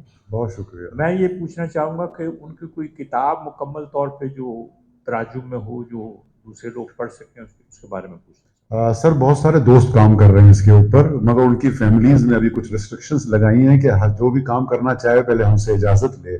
ویسے ان کی 9 کتابیں بلوچی کی آ چکی ہیں. ہاں، پہلی کتاب واحد کامریڈ صاحب نے ہی چھاپی تھی ان کی. واحد کون سا سن تھا پہلی کتاب کا؟ 86 میں. ابھی 9 کتابیں ہیں اور ترجمے ہو رہے ہیں، جیسے ابھی ہمارے بھائی نے صادق مری نے آپ کو سنایا، عمران ثاقب نے ترجمے کیے. مگر یہ کوئی انتخاب ہے، ان کا باقاعدہ کام ہو رہا ہے اور یہ بلوچستان کے ادارے کریں گے اور ضرور کریں گے. اور کوئی دوست اگر کوئی بات؟ سر میں یہ کہنا چاہ رہا تھا کہ اصل میں جس طرح کا ہم کام کرتے ہیں اسی طرح کا رسپانس آتا ہے. صحیح. میں اس لیے یہ بات کہہ رہا ہوں کہ یہ غالباً 80s کی بات ہے کہ میں لاہور گیا ہوا تھا تو قمر جمیل صاحب بھی لاہور میں تھے، تو ٹی ہاؤس میں ہم نے حبیب جالب صاحب سے ملنا تھا. شام میں ملاقات ہوئی، چائے وائے پی، اس کے بعد ان کا کہ چلے میرے گھر روٹی کھائیں. عام کلچرل چیز ہے لاہور کی، سب بھی کہتے ہیں چلو جی روٹی کھاتے ہیں چل کے. تو اگر روٹی کھائیں، ان سے بہت کہا، ان کا نہیں چلو میرے ساتھ روٹی کھائیں، چلیں گھر چل کے روٹی کھائیں. اچھا ٹی ہاؤس سے نکلے باہر تو وہاں کھڑے ہوئے تھے، ان کے وہاں گاڑی تھی نہیں، تو وہاں کھڑے تھے تو ایک رکشے والا آ گیا. اس نے آگے پوچھا جالد صاحب گھر چلنا ہے؟ میں نے اس نے پوچھا کہ گھر چلنا ہے آپ نے؟ تو اس نے کہا ہاں. کہ بہ جاؤ. تینوں کو بٹھا لیا اس نے اور جناب وہ لے کے چلا اور اس نے جا کے گھر پہنچا دیا. ان کے گھر سے اترنے کے بعد اس نے پیسہ نہیں مانگا، نہ انہوں نے پیسے دیے. گھر سے اتر کے وہ سامنے دکان تھی، وہاں سے انہوں نے کسی بندے کا نام لے کے آواز دی. ان سے کہا بھائی مہمان آئے نے کراچی ہوں. انہوں نے کہا جی تھی گھر پہنچو. کیا ہاں جی مہمان ہے؟ انہوں نے کہا مہمان آئے ہیں کراچی سے. ٹھیک ہے آپ گھر پہنچے. وہ رستے میں سب کو کہتے ہوئے جا رہے تھے. تو میں نے یہ کہ آپ سب کو کیوں بتا رہے ہیں کراچی سے مہمان آئے؟ کہنے یار گھر میں کچھ نہیں ہے، ان کو پتا چلے گا تو مہمان ہے تو خود انتظام کریں گے. تو یہ حبیب جالب میں کیوں؟ اب یہاں میرے خیال فیض صاحب بھی کھڑے ہو نا باہر آرٹس کونسل کے باہر آج، اگر تو آپ قریب نہیں جائیں گے، آپ کہیں گے پتہ نہیں کھڑے ہوئے ہیں، اپنی ان کی پرائیویسی میں مداخلت نہیں کرنی چاہیے. بے شک ایسا ہی ہے. تو یہ ہے فرق. بالکل ایسا ہی ہے. ہم اگر ہم سمجھتے اسی لیے دور رہیں گے کہ بھائی کہیں وہ اپنے ان کو برا نہ لگے. ایسا ہی ہے، ایسا بھی ٹھیک ہے. ہے، لیکن وہ آدمی تھا تو اس کا ایک پرامس تھا اس کے پرسن کا، اس کی ساتھ تھی، لوگوں سے اس کی جڑت ہی ایسی تھی. بے شک. کہ 12 فروری تھی، مال پہ نکلا تو حبیب جالب نکلا ہے تو سارے نکل آئے. بالکل سر، ایسی یہی شخصیت ہر جاتا وہ آدمی اس کے ساتھ شامل ہو گیا، آج جو کچھ ہونے والا ہے. بالکل بالکل عوامی شخصیت ہے. وہ چلتا وہ جلوس تھا، اکیلا آدمی جلوس تھا، نکلے تو لوگ جلوس پر. یہ کام اپنا اپنا ہے. واہ واہ. تو حبیب جالب کو کس نے پہنچایا تھا؟ رسالوں نے تو نہیں پہنچایا تھا، اور لیبر میں بھی تھا، وہ ہر جگہ تھا، ہر طبقے میں تھا. نہیں تھا تو اشرافیہ میں کم تھا ذرا. بالکل. باہر ہم چاہتے، جس طرح انور بھائی آپ کا جو ناول چیخ ہے، بلوچستان کا ہر پڑھے لکھے گھروں کے پاس یہ ناول ضرور ملے گا. میں نے دیکھا ہے، میں اس کی گواہی دیتا ہوں. میں کہتا ہوں کہ ہاں جو پڑھتے ہیں کہ ادب سے دلچسپی رکھتے ہیں، مگر میں کہتا ہوں کہ میں چاہتا ہوں کہ مبارک قاضی کا کلام اس طرح آپ سب کے ہاں ہونا چاہیے. آپ لوگ بھی اس کو اسی طرح پڑھیں. نہیں ترجمہ بھجوائیں گے آپ کو ساتھ. دیکھیں کوئی سنگت ہے، کوئی اور کوئی بات؟ جناب میں ایک تو مری صاحب نے بھی ادب عالیہ اور اس کا ذکر کیا، کچھ آپ نے بلوچی سینہ بسینہ ادب کا، پشتو اور بلوچوں کا تقریباً ٹپے اور بہت ساری چیزیں مشترک ہیں، وہ ہمارے ہاں بھی اسی طرح ہے. زیادہ تر عورتوں نے جو ہے وہ لکھے تو نہیں ہے لیکن سینہ بسینہ وہ ٹپے لائے ہیں. لیکن جو قاضی مبارک صاحب کے آپ لوگوں نے پورا ایک نقشہ کھینچا، ایک تصویر ہمارے سامنے آئی، تو مجھے ایسے لگ رہا ہے کہ جیسے ہمارے پشتو میں اجمل خٹک تھے، قریباً ان دونوں کی شخصیت، سیاست، عام لوگوں میں بیٹھنا، اور بالکل اوپر طبقے میں بھی ہے، سیاست کے حوالے سے بھی مشہور تھے، عام لوگوں میں بھی زمین میں بیٹھ کے کوئی پیسہ نہیں کمایا، جلا وطنی بھی کی کسی بھی حوالے سے. ابھی تک بھی اس کا بیٹا جو ہے کینیڈا میں نوکری کے لیے گئے، ایمل خٹک، ہم سے رابطے میں اس میں कभी तकरीबन बहुत सारी, या जिस तरीके से आपने बोला खुदा से उन्होंने, जी हाँ। वैसे उनका भी है दलूल कुदरत, वो अल्लाह से मुकालमा करते। मेरी कोई बात आपको समझ में आती है, सुनना भी है कि नहीं, वो इस तरीके से तकरीबन बहुत सारी चीजें जो है। अच्छा, उसी तरह उसका भी जब वो उन पे जब इंतकाल हुआ तो एक मज़ार बनाया गया कोड़ा खटक, फिर उसको बम से उड़ाया गया, पता है तकरीबन सब लोग। उसके बाद फिर लोगों ने बनाया, अभी तक जिंदा, और हर साल उस पे लोग प्रोग्राम करते हैं। तकरीबन बहुत सारी चीजें जो हैं वो इन दोनों में बहुत कदरे मुश्तरक है। तो मुझे सुन के बड़ा, फर्स्ट टाइम जैसे हमारे दोस्त ने कहा कि मैं फर्स्ट टाइम आया हूँ, उसके बारे में ये हमारी कमिलमी है कि हम ऐसी बड़ी शख्सियत से महरूम है, हमने नहीं पहचाने या पढ़ा है उसके बारे में नहीं। तो ये उनकी गलती नहीं है या बलोच ज़बान की नहीं है, कुछ लैक ऑफ कम्युनिकेशन हमारी है, जैसे उन्होंने इलाकाई ज़बान या दीगर कौमों की ज़बानों में, तो ऐसा है। लेकिन ये हमारी ही, हम कहते हैं उनकी नहीं, हमारी नालायकी है कि हम ऐसी बड़ी शख्सियात को तक रसाई नहीं करते या उसको पढ़ते नहीं हैं। तो मैं, जिस तरह हमारे दोस्त ने कहा कि ये खुशी की बात है कि एक तो यहाँ पर उन जैसी बड़ी शख्सियत पे बात हुई और हम इसमें शरीक रहे और हमें पता चला, क्योंकि एक तजस्सुस रहा अभी।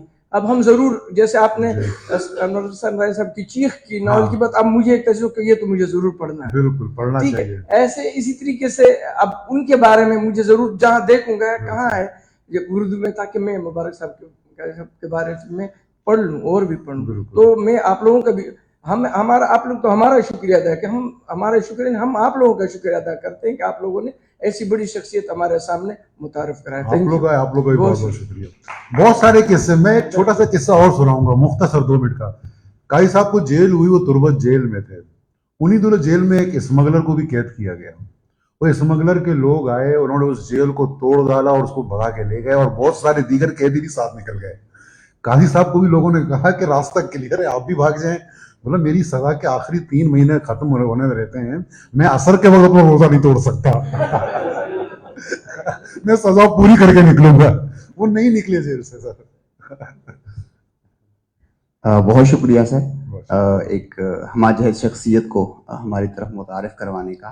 मेरा ताल्लुक कश्मीर शहर से है, खोसा बलोच हूँ मैं भी। मेरा सवाल ये है कि काजी साहब की शायरी में जो क्लासिकी किरदार हैं, मिसाल के तौर पे अगर हम मस्तवक्कुली की शायरी देखें तो उनके यहाँ समी एक किरदार है, जिस तरह शाह साहब की शायरी को हम देखें तो उनके यहाँ ससुई, मारुई, इस तरह के किरदार, क्लासिकी किरदार मौजूद हैं। क्या उनकी शायरी में इस तरह के किरदार हैं या सिर्फ जो है वो मकामी मौजूआत जी? उनकी शायरी रोमांस से भरी हुई है। सानी आप उनको मुख्त बताइए। उनकी शायरी रोमांस और मुज़ाहमत दोनों का इम्तिजाज है। आप सारे बलूची कैरेक्टर आपको नजर आएंगे वहाँ पे। क्या उनका इस्तिआरा मौजूद है कि जी किसी खास पर्टिकुलर किसी किरदार को लेकर? जो है वो सबसे बड़ा जो उनका इस्तिआरा है वो है जो उनकी महबूबा है, वो वही उनकी माँ है, और वो उसे गुलजमीन कहते हैं और कभी आनी कहते हैं। बिल्कुल। तो वो जो एक इस्तिआरा उन्होंने तख्लीक किया है वो पूरे बलूचिस्तान है। तो एक जो है वो आनी मनी माते वतन की पूरी किताब का नाम है। आनी हमारा एक कैरेक्टर है, आनी शेख। तो उनके लिए जो महबूब का तस्वुर है वो जो उनका वतन है। और इसके अलावा अगर रुमानी शायरी, तो मैं बहुत बातों पे कायज़म नाराज़ होते मैं वाक़या बता चुका हूँ। एक और हमारे उस्ताद शायर हैं, मुझे बहुत पसंद है। तो एक बार ऐसा हुआ कि फेसबुक पर 2016-15 में किसी शाम के वक्त किसी और सैयारे पर बैठे हुए हमने वो गज़ल लगाई फेसबुक पर, और ऊपर लिखा कि बलूची में इससे बेहतर कोई गज़ल गाई नहीं गई। तो कैसा बिल्कुल बच्चों की तरह उनका जो है वो फ़ोन आया, मुझे पता चल गया तुम इसके आदमी हो, तुम मेरी शायरी से बढ़कर जो है इसको कर, तुम मुनीर मोमिन के आदमी हो, उसने कहा। तो मैंने काई साहब से कहा, काई साहब नहीं ऐसी कोई बात नहीं, मैं तो ये अभी भी मानता हूँ कि सबसे जो खूबसूरत जमालियात जो आपने शेर लिखा है बलूची का आपके पास है। कहा पर सुनाओ, फौरन सुनाओ। मैंने कहा मनादिर बात ना पशीशों में ताकत रंग हुआ, क्या बात है, दोनानी बानों को नरमे सरजा नहीं मुआ। वाह वाह। अब वो कह रहे हैं हाँ आप चलो तुम पास हो गए, चलो ठीक है, फोन बंद कर दिया उन्होंने। तो अब ये जो शेर है बिल्कुल सादा सा शेर है, मगर जो इसके अंदर जो महबूब का तो तस्वुर है बहुत अजीब गरीब है। मैं नादिर बाता मैं कुर्बान जाऊं पशीशों में ताकत रंग हुआ, शीशम की लकड़ी से बने हुए चारपाई के खुशबू और रंग पर। अब दोनानी बानों को नरमे सरजा नहीं मुआ कि उस पर जो وہ جو خوشبوؤں بھری جو محبوبہ ہے وہ اس پر نیم خوابیدہ ہے، اس لیے میں اس کے رنگ، اب یہاں پر ہم دیکھیں کہ شیشم کی مضبوطی اور اس کا تو دیکھیں سندل کی چلو خوشبو کی بات ہو سکتی ہے، آبنوس کے رنگ کی بات ہو سکتی ہے، تو یہاں پر وہ تصور نظر آتا ہے کہ یہ سہل ممتنع وہ اپنی تہداری لیے ہوئے ہے یہاں پر کہ محبوب جو ہے وہ پارس پتھر کے مانند ہو گیا ہے، وہ جس چیز کو مس کر جائے وہ بھی خوشبو اور اس کا رنگ جو ہے وہ بدل جاتا ہے. تو یہ بہت کمال، اور کبھی کبھی تو قائد صاحب بالکل ایسا ہو جاتا ہے کہ اشتر فریاد کا جو اس کے اندر موجود ہے، مطلب آپ کو ایسا لگتا ہے کہ میں دو جگہ پریشان ہو جاتا ہوں. ایک نمبردار کا نیلا پڑھنے کے بعد میں سوچتا تھا کہ سید محمد اشرف پچھلے جنم میں خود نیل گائے رہے ہیں یا انہوں نے نیل گاہوں کے ساتھ اتنا وقت گزارا ہے کہ اس کو، اور ایک اشتر فریاد کا ایک اونٹ فریاد کرتا ہے. ایک زمانے میں جو ہے وہ جو حملے ہوئے تھے ہمارے محافظوں کی طرف سے، تو بہت سارے اونٹ جو ہے وہ مارے گئے تھے بلوچوں کے، تو اس پر ایک نظم ہے اور اس میں قائد صاحب جو ہے وہ ایک اونٹ کی زبان سے جو ہے وہ خدا سے فریاد کر رہے ہیں. تو آپ سوچتے ہیں کہ یہ کیا ایک عجیب و غریب ان کا وہ رہا ہے. اور میرے خیال سے اگر اور کوئی سوال ہیں تو آپ پوچھیں. بالکل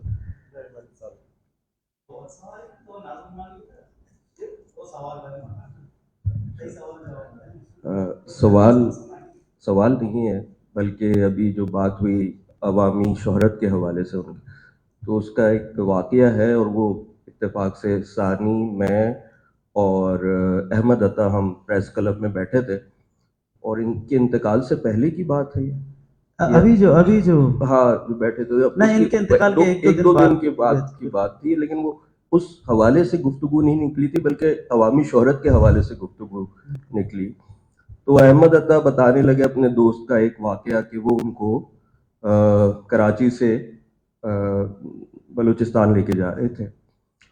تو جس وقت وہ آئے ہوں گے بلوچستان سے تو ایک روڈ بن رہی تھی. جب واپس کافی عرصے بعد جانا ہوا تو وہ روڈ مکمل نہیں ہوئی تھی، مزدور کام کر رہے تھے. تو انہوں نے گاڑی رکوائی اور مزدور کو بلایا کہ بھائی اتنی دیر کیوں لگا رہے ہو اس روڈ کو بنانے میں، اب تک تو بن جانی چاہیے تھی. تو کیا کہنے لگا، وہ تھوڑا سا پریشان ہوا، کہنے لگا کہ ہم کام تو کر رہے ہیں، وہ ہو جائے گا. تو کہنے سے جلدی جلدی مکمل کرو. ٹھیک ہے، کہ مجھے پہچانے؟ کہ ہاں کیوں نہیں، مبارک قاضی. تو یہ عوامی شہرت تو واقعی آپ نے ایسی کسی کے نصیب میں نہیں آئی. کیا بات ہے، بالکل ایسے ہی ہے. قاضی کی عوامی شہرت پہ آپ نے سوال کیا تو میں اس میں تھوڑا سا اضافہ کرنا چاہتا ہوں کہ جو بلوچی کی جو کلاسک شاعری ہے، جو شعری روایت ہے، وہ اس قدر مضبوط ہے کہ اس کو ایک طرح سے ایک اساطیر کی حیثیت بلوچ زندگی میں حاصل ہے. آج بھی بلوچ جب اپنی زندگی کے مسائل سے دوچار ہوتا ہے تو وہ اپنے ان مسائل کے حل کے لیے جو حوالہ ڈھونڈتا ہے یا اس کو کیا رویہ اختیار کرنا چاہیے، اس کی روایت کیا ہے، وہ اس کلاسک شاعری سے اپنے مسائل کا اپنے آپ کو جوڑتا ہے، وہاں سے حل نکالتا ہے.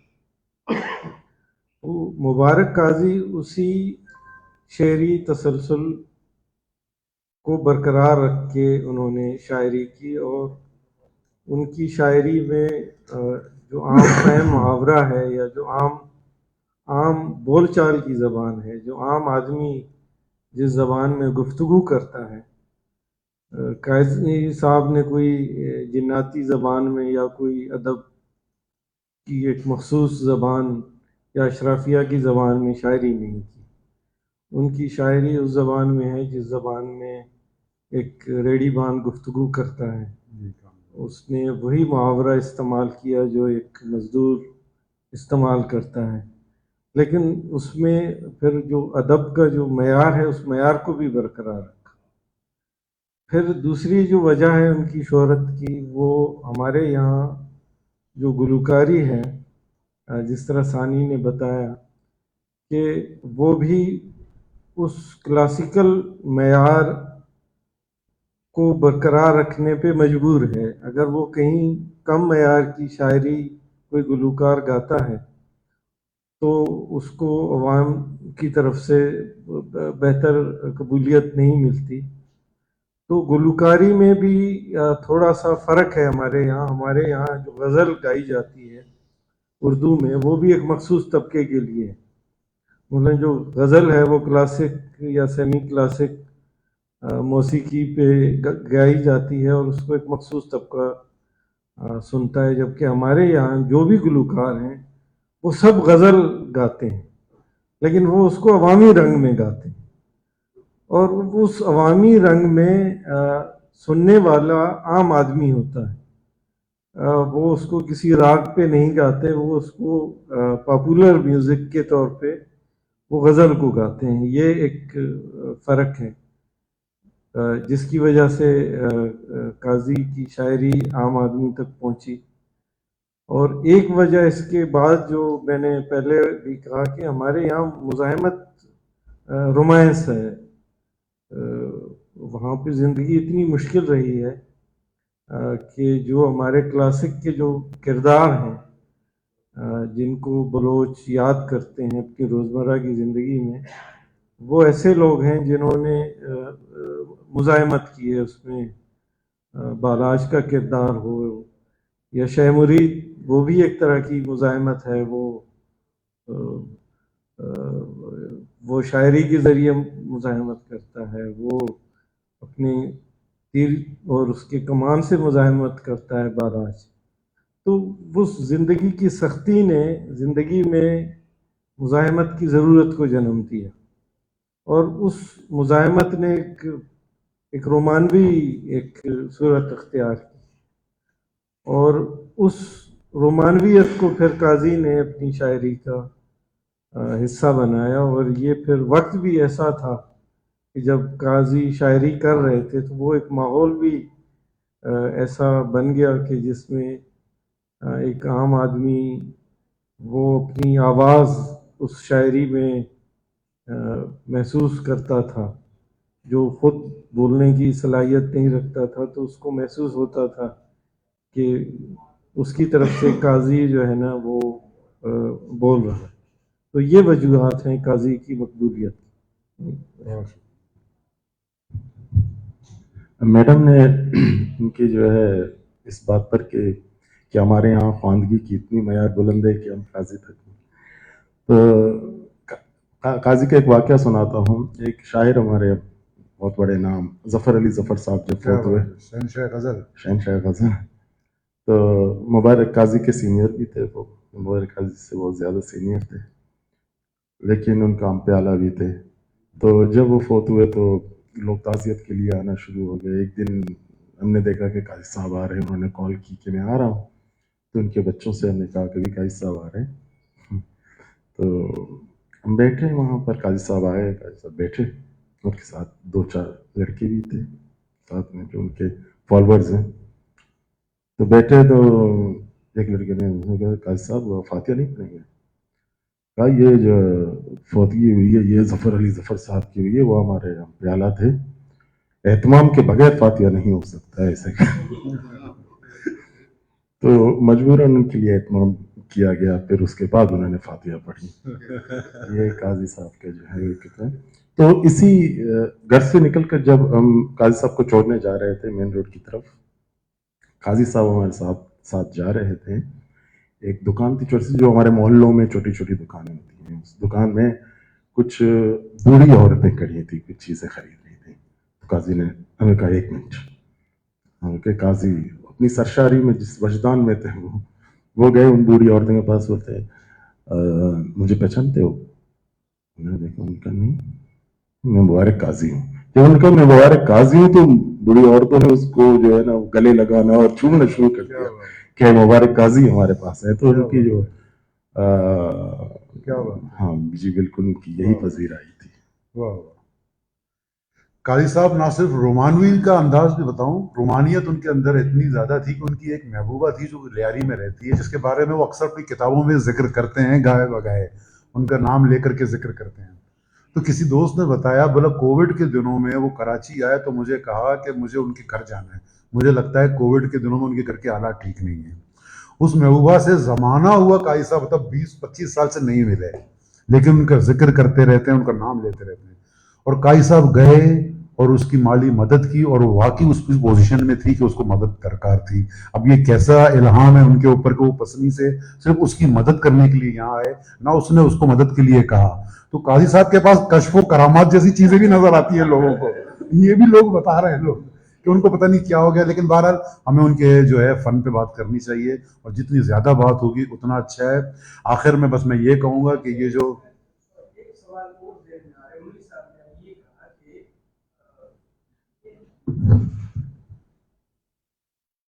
कि जब गज़ल जो है वो क्लासिक, न्यू क्लासिक और पॉपुलर म्यूजिक में भी, तो क्या गज़ल जो है आपके उरूज जो है आपके उसमें लिख, जैसे हम पश्तो में उरूज नहीं सेलेबल में लिखते हैं, अगर मतला लिखते हैं तो पहले 9 छप्पे होंगे, सेलेबल होंगे तो दूसरा भी 9 होगा।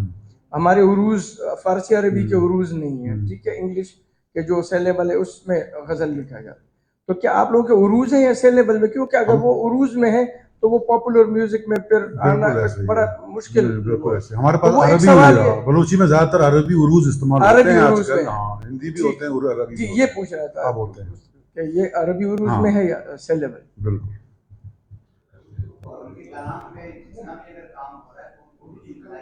राइट राइट, बिल्कुल बिल्कुल बिल्कुल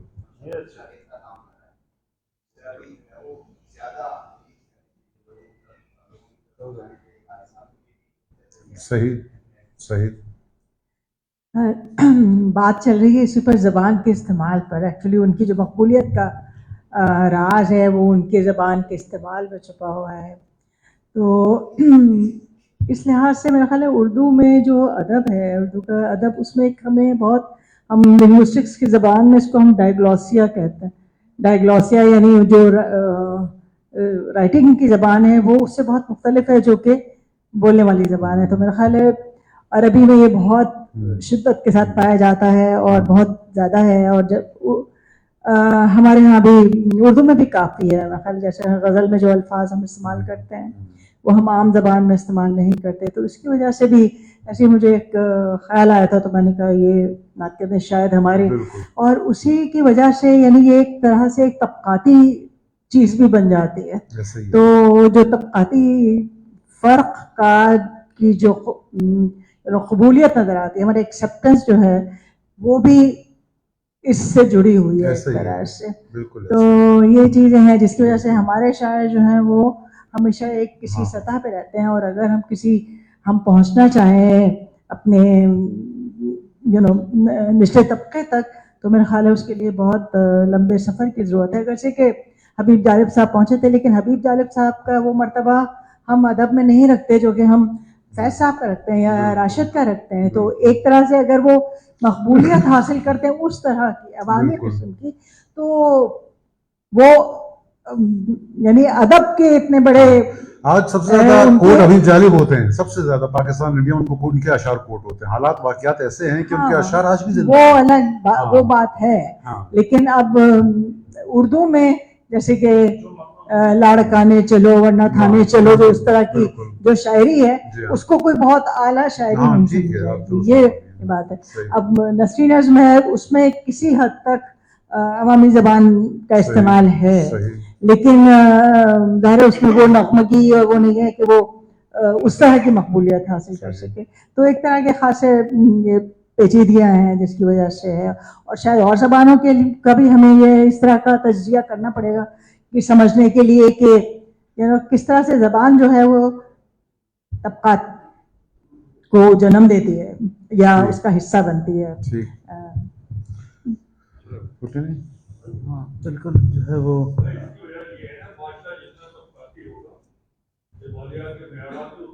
ऐसे बिल्कुल ऐसे बिल्कुल तबक़ाती होते हैं। जिस तरह फैज़ साहब ने कहा था, अच्छी बात की कि रिंद के रिंद रहे हाथ से जन्नत न गई, कहते थे खाना तो अशराफिया का खाना है, शेर भी उनको सुनाने हैं, लेकिन लेबल जो है वो तरक्की पसंद तहरीक का लगा रहा है। तो ये तबक़ाती माशरे जो होते हैं वो इन बातों को मजबूर करते हैं। आपकी जमालियात, आपकी सोच, आपका पहनावा, आपकी हर चीज़